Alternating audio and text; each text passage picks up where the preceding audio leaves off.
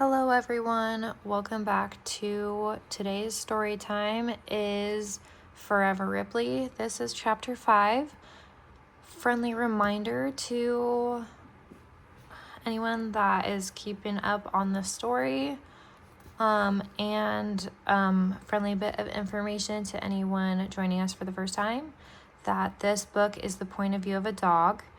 If you are joining us for the first time, I would highly suggest starting from chapter 1, so that way everything kind of makes sense for this story. If anyone has any suggestions for future story times, please feel free to leave that below. Chapter 5.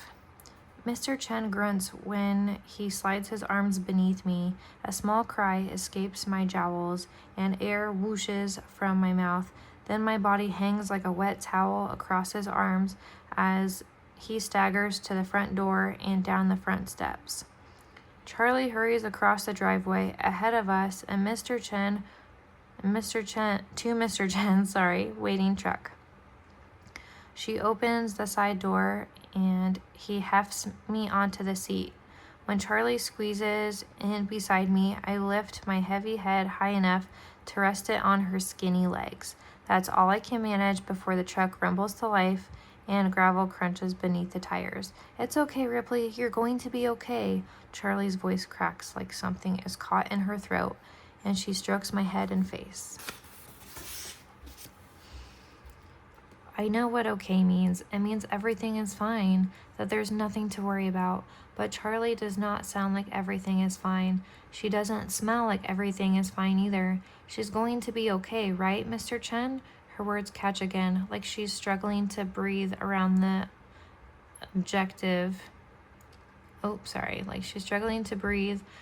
object caught in her throat.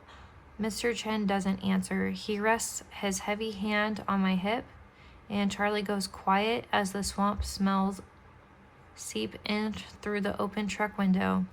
I should be standing up, nose out of the window, tail wagging, ears flapping, sniffing the delicious scents of rotting trees, still water, rabbits, squirrels, deer, and more.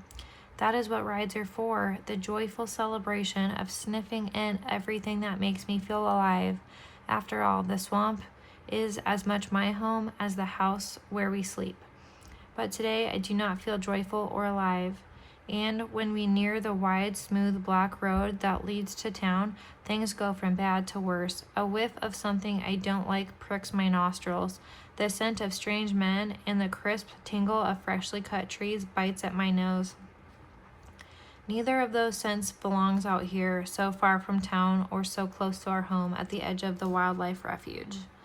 But I'm too weak to huff, bark, paw at the door, or give Mr. Chen and Charlie any other warning signs.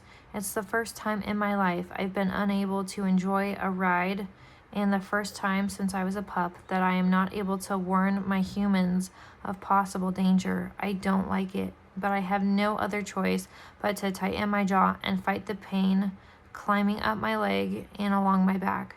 I don't even realize we've reached the vet until the truck stops. I don't smell Mom until Charlie opens the door. Oh, Mom gasps. One hand flies to her mouth when she sees me stretching out on the seat between Charlie and Mr. Chen. Mom's other hand reaches for Charlie, pulling her gently from the truck and against her chest. Mom, I'm scared. Charlie's eyes squeeze shut. Then Mr. Chen comes around to our side of the truck and hefts me to his chest again. My head lolls like one of Charlie's old toys as Mr. Chen carries me inside the clinic. The lady at the front desk stands to greet us when we enter. Dr. Sanders is expecting you. We've got exam room 3 ready.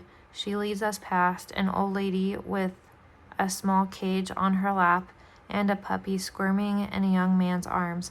The strangers turn their heads like they think maybe our pain and sadness can hurt them too.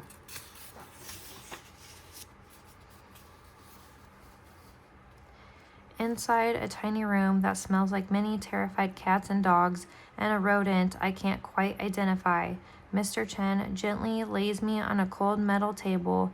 He and Mom rest their hands on my side. Charlie stands near my head and buries her face in the fur at my neck. I want to do something, wag, bark, struggle to the floor, anything to show them I'm not completely helpless. But all I can do is lie very still and hope the pain will ease like it did after the helicopter crash. When a man enters through the door at the back of the room, my nose twitches. I do not recognize his smell. Hi, Juan. The new man offers his hand to Mr. Chen. The soap on his hand cannot disguise the underlying scent of sick animals. I'll never understand that human way of greeting one another. If people would just sniff each other, they would learn so much more. Hi, Doc. Mr. Chen shakes the new man's hand, then gestures to me. This is Ripley and Amelia and Charlie. The man, whose name must be Doc, nods at Mom and Charlie as he steps towards me. So this is Ripley, the hero. I've heard a lot about you, girl, he says and lowers his hand politely to my face. And Amelia, the protector of the endangered red wolves, right? He smiles at Mom. I do not understand all his words, but I like him right away. He does not look like Max. Max was dark like me. Dark hair, dark eyes, dark skin. Doc is pale like Mom, but something about him still reminds me of Max. The way he stands tall, like a top dog, with calm, confident energy. Tell me what's going on, he smiles at Mom and Charlie, then shines a bright light into my eyes and shifts my lip to look inside my mouth. I manage a weak thump of my tail as he runs his gentle hands along my body. She started limping a couple of weeks ago. Mom pulls Charlie to her side as she talks. I've been super busy and on a pretty tight budget lately.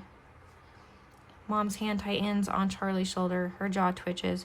So Mr. Chen got the anti-inflammatories for me from you. Thanks for that, by the way. Anytime. I'm happy to help a fellow scientist, he says, as he runs his hand along my painful back leg. I twist at the biting pain. A half growl, half whine. Charlie winces like she's in pain too. He releases me and pats my side. There's definitely some swelling in the stifle. That's like the knee in the humans, he says to Charlie. She improved for a while, Mom says, but when Charlie came home today, Ripley fell. Now she won't even stand. Doc and Mr. Chen exchange a quick glance. Charlie looks like a tiny bird wrapped in Mom's arms, and my insides squeeze like a snake around a mouse. We're going to need to run blood work and get some x-rays to figure out what's going on, Doc says. But she'll be okay, right? Charlie asks, sounding and looking small and young once again. The adults freeze like the air has been sucked out of the room. Doc places a hand on Charlie's shoulder and squats. He stares into her eyes. Charlie, I'm not going to lie to you. I won't have answers until we run some tests. Mallory is going to take Ripley to the back, give her some medicine to make her comfortable. Then we'll figure out what's going on, okay? Charlie nods. Then, before I can lick Charlie's hand or even thump my tail, a large woman whooshes through the door at the back of the room, lifts me to her chest, and carries me away from my girls. My insides heave and I pant as the door clicks shut behind us. I hope everyone enjoyed chapter 5. Just a friendly reminder, this book is the point of view of a dog. If anyone has any questions, please feel free to leave them below.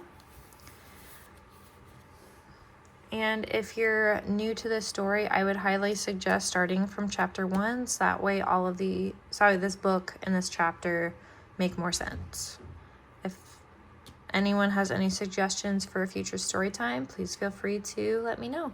I hope everyone has an absolutely wonderful day, and we'll see you next time. Bye.